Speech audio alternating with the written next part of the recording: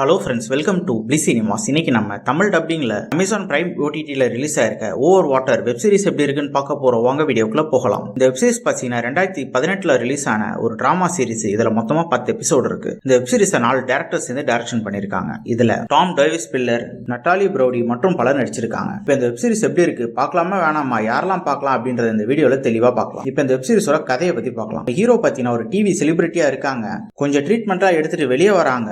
வரும்போது பார்த்தீங்கன்னா அவங்க ஒய்ஃபும் 2 பசங்களும் சேர்ந்து அவங்க மாமனாரோட கம்பெனிலேயே வேலைக்கு ஜாயின் பண்ணி விடுறாங்க. அங்க போன இடத்துல பாத்தீங்கன்னா அவங்க ஒரு பார்ட்டிக்கு போறாங்க.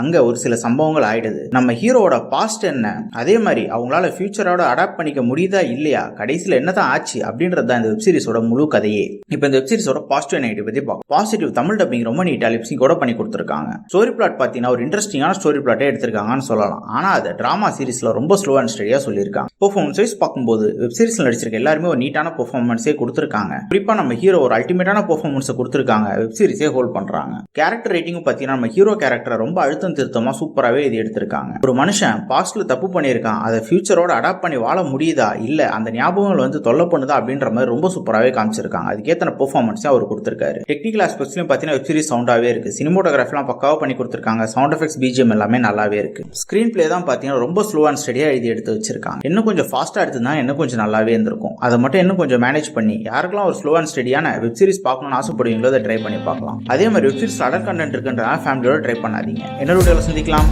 தேங்க்யூ.